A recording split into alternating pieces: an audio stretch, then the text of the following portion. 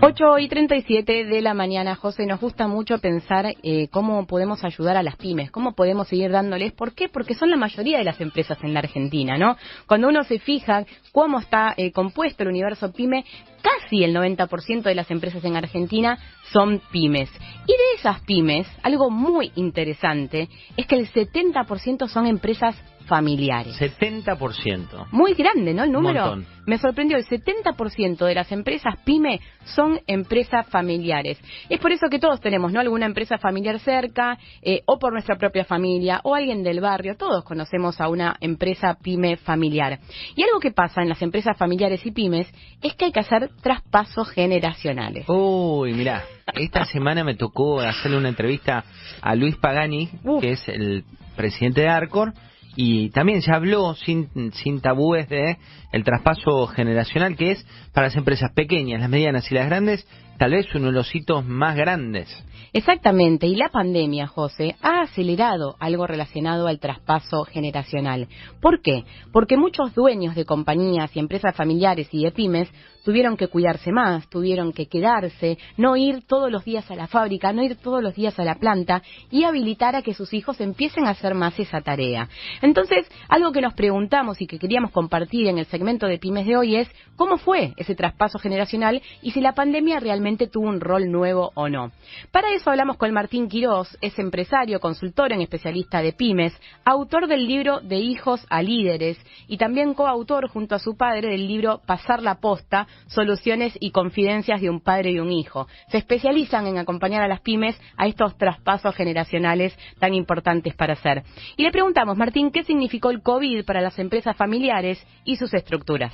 Mira, como en todas las empresas, obviamente que esto fue un tsunami y un terremoto que modificó todo, pero puntualmente en la empresa familiar yo creo que sabes que lo que más modificó es la permeabilidad de los dueños, sobre todo fundadores y fundadoras de empresas, respecto del protagonismo de sus hijos dentro de la empresa.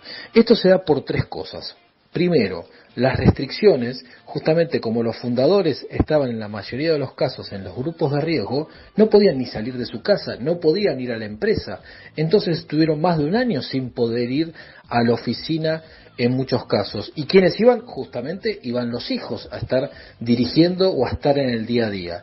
Así que lo que les empezó a pasar a los fundadores, hoy, al día de hoy, un año casi y medio después, es que muchos, más allá que ya pueden volver porque están vacunados, empiezan a decir, bueno, yo no sé si quiero. Primero que uno dice no quiero volver, porque le tomaron el gustito estar en la casa. Segundo, muchos dicen no voy a volver con la misma intensidad con la cual trabajaba antes. Entonces eso también genera más permeabilidad.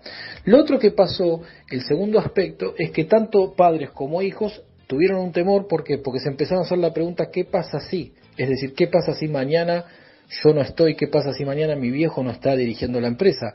¿Cómo nos vamos a manejar? Así que ese temor estuvo muy presente. Y el tercer factor es la digitalización. Es decir, más allá que la digitalización ya estaba, tuvo un papel mucho más preponderante y muchas veces el fundador o fundadora por un tema de edad no manejan el tema digital y ahí los hijos también tomaron un mayor protagonismo. Interesante, ¿no? Cómo se ha acelerado este tema. Entonces le preguntamos a Martín si hay una mejor manera de hacer este traspaso generacional. ¿Cómo es que hay que trabajarlo? Y esto nos dijo. Algo que nosotros utilizamos mucho para tener éxito en el traspaso generacional es un concepto que le llamamos la baldosa. Si te imaginas la empresa con un gran mosaico, donde los fundadores se meten en todo, desde las decisiones más estratégicas hasta la marca de café que se compró, y si lo compraste en el supermercado o en el chino o en donde, darle autonomía a los hijos en un sector bien pequeño al principio, autonomía es que ellos decidan cómo se hace y que el padre o la madre no se puedan meter, eso es muy bueno para ese hijo. ¿Por qué? Porque todos los meses tiene que tener algún indicador cuantitativo de cómo va ese sector. Y si ese sector maneja los mismos indicadores o incluso los mejora, hay que darle más baldosas, más sectores, agrandarle esa baldosa. Cuando va agrandando esa baldosa, el padre y la madre también empiezan a ver y a delegar cada vez con mayor confianza, porque ven que las cosas se están haciendo bien y no necesitan de la intervención. Es más, hasta empiezan los padres a tener placer en ese hacer del hijo o la hija. ¿Qué es lo que busca la baldosa? Que los hijos tengamos autonomía, en las decisiones que tomamos y capacidad de mérito, que se nos infle el pecho y digamos, esto lo hice yo. Interesante este concepto de empezar a dar baldosas dentro del gran mosaico, ¿no? Si trabajas con tus hijos, darle una responsabilidad y ver cómo la llevan y medirla. Finalmente, José, ¿qué le dirías a un hijo que no está logrando ese protagonismo en la empresa familiar? Esto dijo. Mira, le diría dos cosas. Por un lado que los entiendo porque no es sencillo. Muchos piensan que ser hijo en una empresa familiar es una ventaja. No, no siempre. No. Es difícil. Es como si hay un jugador de fútbol que es muy exitoso y el hijo se quiere dedicar al fútbol y ese hijo, la comparación va a estar siempre, la vara es muy alta, así que no es real que es tan sencillo.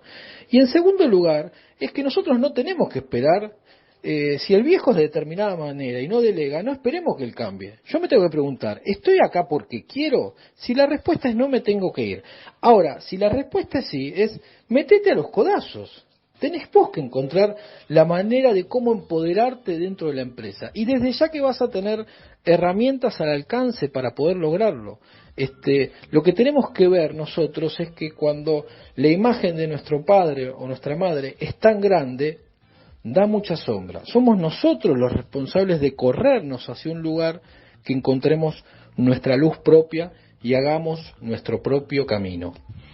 Traspasos generacionales entre padres e hijos y en las pymes, en empresas familiares. El que hablaba es Martín Quirós, empresario, autor del libro De hijos a líderes, y lo pueden encontrar en las redes como Martín Pyme. Muy interesante pensar esta idea de cuál es la baldosa que yo quiero agarrar en el gran mosaico que es nuestra empresa. También dejar el lugar, ¿no? Porque es algo que con los fundadores cuesta mucho. Uy, sí. Si acá se hace así, acá hace tiempo lo hacemos así, llegamos hasta acá gracias a mi papá, que me vas a venir a decir, y así es donde esa baldosa, encontrar esa baldosa, Martu, se convierte en prioritario. Ya lo creo, muy interesante, así que ojalá al 70% de las empresas que son pymes son familiares, así que le estábamos